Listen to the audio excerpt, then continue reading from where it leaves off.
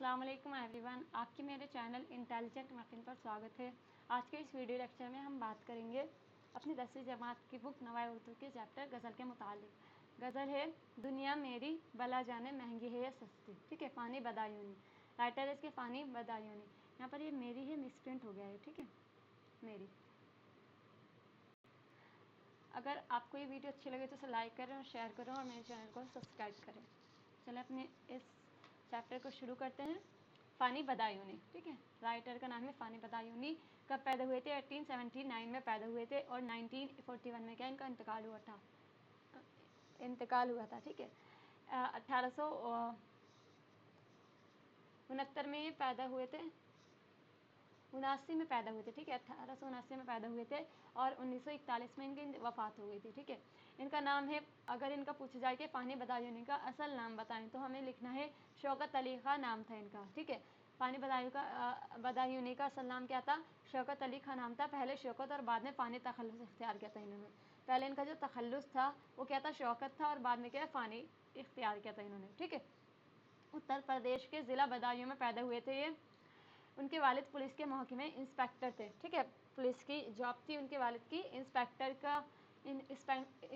थे वो। ठीक है, फ़ानी ने 1897 में एंट्रेंस का इम्तिहान पास किया था इन्होंने 1897 में। कितना पुराना है, मतलब इस टाइम पे इन्होंने क्या कर लिया था? अपना एंट्रेंस निकाल लिया था। फिर 1901 में क्या हुआ था?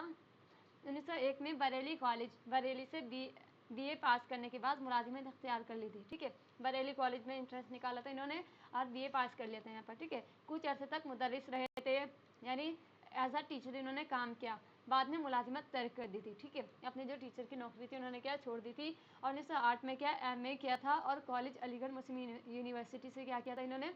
एलएलबी की डिग्री हासिल की थी। ठीक है, लॉ किया था इन्होंने। एमए करने के बाद यानी मास्टर करने के बाद उन्होंने क्या किया था? एलएलबी की डिग्री हासिल की थी। कहाँ से? अलीगढ़ मुस्लिम यूनिवर्सिटी से। ठीक है, हाँ, एमए। और कॉलेज यानी ओरिएंटल, ठीक है, मोहम्मदन एंग्लो ओरिएंटल कॉलेज कहा जाता था पहले। इसका नाम, मुस्लिम यूनिवर्सिटी का नाम अलीगढ़ मुस्लिम यूनिवर्सिटी का नाम। ठीक है, अब जो है वो है अलीगढ़ मुस्लिम यूनिवर्सिटी। ठीक है, पूरा नाम। तो इन्होंने क्या है? एलएलबी की डिग्री हासिल की थी यहीं से। इसके बाद लखनऊ, आगरा, इटावा, बरेली और बदायूं में वकालत की थी इन्होंने। क्या है? वकालत कितनी जगह की थी? 1 2 3 4 5, 5 जगह इन्होंने क्या वकालत की थी, वकालत की नौकरी की थी। ठीक है, आ सकता है। लेकिन फ़ानी को वकालत से दिलचस्पी ना थी, वो इसमें इंटरेस्टेड नहीं थे बिल्कुल भी। ठीक है, किसमें? वकालत में। ठीक है, लोग एज अ लॉयर काम करने में। इसलिए इस पेशे में उन्हें कामयाबी नसीब ना हुई। ठीक है, इसलिए कामयाबी ज़्यादा नहीं मिली, बिकॉज पूरी शिद्दत के साथ किसी चीज़ को करो देन सक्सेस मिलती है, वरना नहीं मिलती। 1932 में महाराजा किशन प्रसाद के दावत पर हैदराबाद गए थे। महाराजा के दरबार से वाबस्ता रहने के साथ साथ वो हैदराबाद के एक सरकारी स्कूल में हेडमास्टर हो गए थे। ठीक है, हेडमास्टर हो गए थे कहाँ पर? हैदराबाद के स्कूल में, सरकारी स्कूल में। फ़ानी के आखिरी अयाम तक तंदुरुस्ती और परेशानी में गुजरे थे। उनका इंतकाल हैदराबाद में हुआ। फ़ानी का मक्ता उनकी ज़िंदगी पर सादिक आता है। मक्ता किसे कहते हैं? गज़ल का वो शेर जिसके अंदर शायर अपना तखल्लुस बयान करता है। फ़ानी हम तो जीते जी वो मैयत हैं बेगौर व कफ़न। फ़ानी कहते हैं, शायर कहता है कि हम तो जीते जीते वो मैयत हैं बेगौर, जो ना तो दफन की गई है और ना ही इसका कफन है। ठीक है, ना तो वो दफन है, गौर मतलब होता है दफनाना। ठीक है, ना तो वो दफन है और ना ही उसके ऊपर कफन है। गुर्बत जिसको राज ना आई और वतन भी छूट गया, कि जिसे गुर्बत भी राज नहीं आई और वतन भी छोड़ना पड़ा। वतन इनको छोड़ना पड़ा था अपना बदायूं। ठीक है, अपना शहर छोड़ना पड़े, हैदराबाद में इनका इंतकाल हुआ है। ठीक है, तो वही कह रहे हैं कि गुर्बत जिसको रास नहीं और वतन भी छूट गया। ये अपने लिए इन्होंने क्या है? शेर कहा था आखिर में। फ़ानी ने पहली गज़ल 1819 में यानी 1890 में 11 साल की उम्र में कही थी पहली गज़ल। पूछा जा सकता है कि फ़ानी ने पहली गज़ल कब कही, तो हमें लिखना है, ऑप्शन में रहेगा तो हमें टिक करना है 1819 में। ठीक है, उनके वालिद शायरी के ख़िलाफ़ थे। उनके वालिद क्या थे? शायरी के ख़िलाफ़ थे, इसलिए फ़ानी छिपकर शेर कहते थे। ज़्यादातर कलाम तल्फ़ हो गया, तल्फ़ मतलब ख़त्म हो गया सारा का सारा।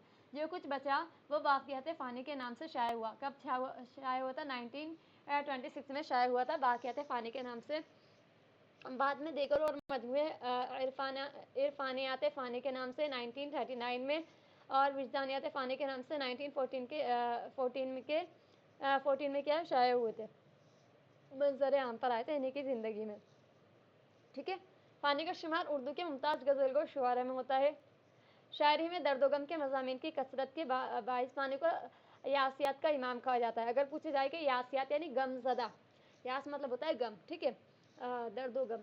तो दर्द व गम का जो इमाम कहा जाता है, किसको कहा जाता है? फ़ानी को कहा जाता है। क्यों? क्योंकि उनकी शायरी जो है उसके अंदर सबसे ज़्यादा क्या है, दर्द और गम के मज़ामीन पाए जाते हैं, ठीक है, इसी वजह से। तो ये मेन पॉइंट है, पूछ ले जाएगा क्वेश्चन।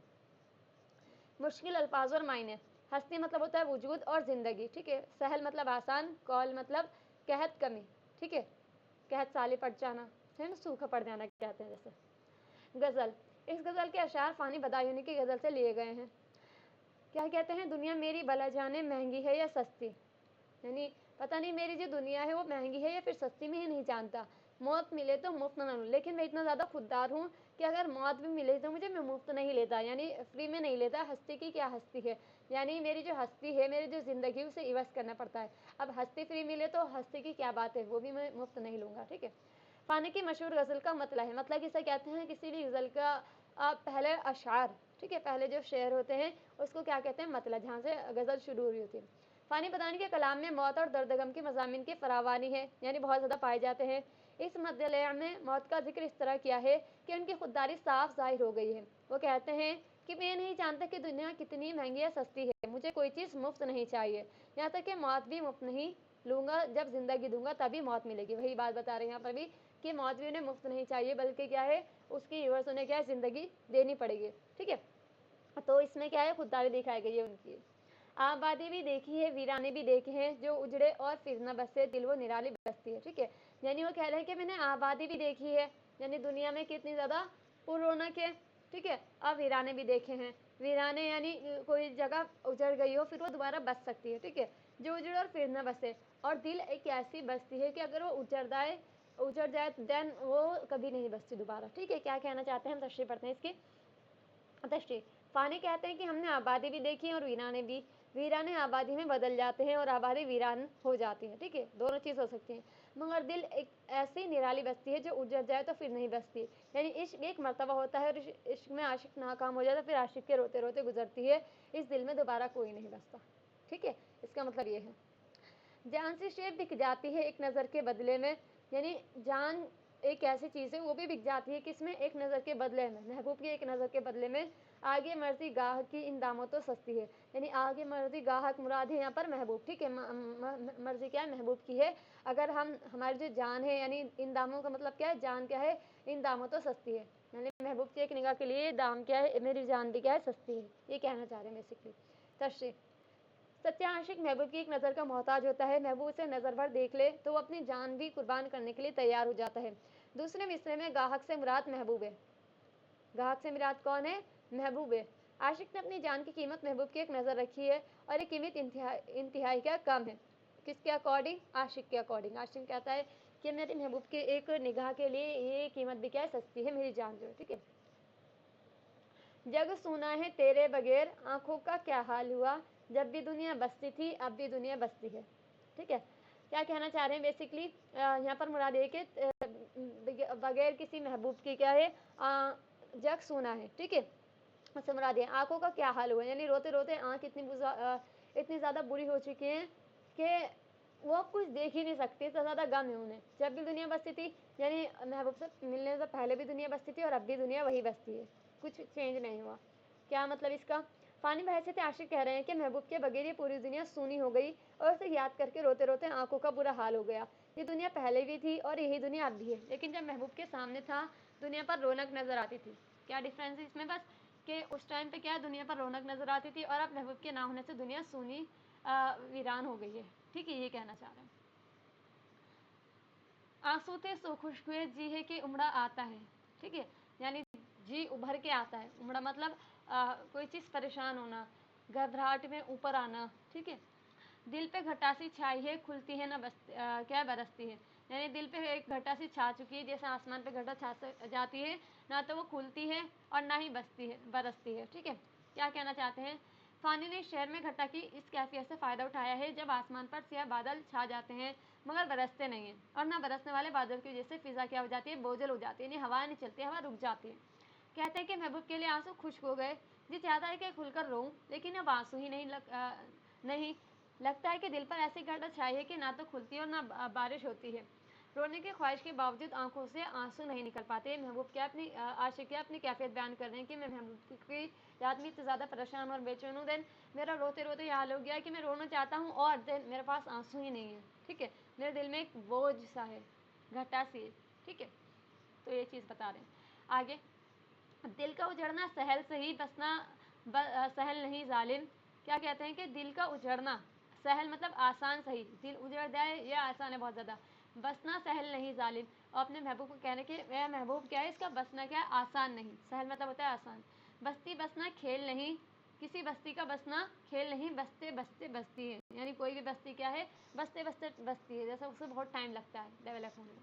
तशरी, इस शेर में लफ्ज़ जालिम महबूब के लिए है। ठीक है, जालिम किसके लिए है, महबूब के लिए है। पानी अपने महबूब से मुखातब है, क्या है, मजनू तू नहीं जानता कि दिल का उजड़ना तो आसान है मगर बसना खेल नहीं।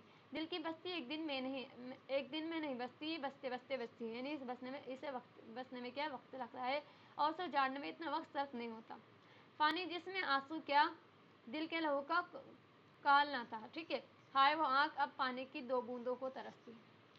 ये क्या है, बेसिकली मक्ता है। मक्ता किसे कहते हैं, मक्ता गज़ल का वो शेर होता है जिसके अंदर क्या है, शायर अपना तखल्लुस बयान करता है। तखल्लुस किसे कहते हैं, ये फ़ानी जो है क्या है, फ़ानी बदाई होने का तखल्लुस है। यानी वो नाम जो क्या है शायर अपने शेर में गज़ल में शेर में इस्तेमाल करता है, उसको कहते हैं। ठीक है, पानी कहते हैं जिसमें आंसू क्या, यानी आंसू की कमी क्या, दिल के लहू का काल ना था। यानी दिल का लहू भी, दिल के लहू का भी कहत नहीं था, कमी नहीं थी। यानी आंसू के साथ साथ क्या लहू भी था मेरी आंखों में, ये कहना चाह रहे हैं। और अब क्या हालत है कि हाय वो आँख अब पानी की दो बूंदों को तरसती है। यानी अब उस आँख में दो बूंदे आंसू की आ जाए उसके लिए भी वो तरसती है। ठीक है, हालांकि पहले कितना ज़्यादा फरावानी थी, बहुत ज़्यादा थी। क्या कहते हैं इस गज़ल के मकते में, पानी कह रहे हैं कि एक वक्त था जब हमारी आंखों में आंसू की बहुतायत थी और दिल के लहू की भी कमी नहीं थी। यानी जब आंसू नहीं निकलते थे तो उनकी जगह दिल का खून आंसू बनकर इन आंखों से बहता था। ठीक है, लेकिन अब रोते रोते ये हाल हो गया है कि अब आंखों में दो कतरे आंसू भी नहीं आते। रोने की कसरत की वजह से आंखें क्या है, खुश्क हो गई। जब इंसान बहुत ज़्यादा रोता है तो उसकी क्या है, आंसू नहीं निकलते। जैसे कि हज़रत याकूब अलैहिस्सलाम थे, हज़रत यूसुफ अलैहिस्सलाम के वालिद, तो उनका रोते रोते ये हाल था कि वो क्या हो गए थे, नाबीना हो गए थे। ठीक है, वो इतना ज़्यादा रोए थे, उनकी याद में बहुत ज़्यादा रोए थे कि उनके वो क्या हो गए थे, नाबीना हो गए थे। फिर बाद में वो मिल गए थे यूसुफ अलैहिस्सलाम। तो खैर अगर आपको इसके अंदर कुछ समझ में ना आया हो तो क्या है, कमेंट सेक्शन में पूछें। और आपको कुछ हाँ, और अगर आपको ये वीडियो अच्छी लगी तो इसे लाइक करें और शेयर करें, चैनल को सब्सक्राइब करें। आज के लिए इतना ही, अल्लाह हाफ़िज़।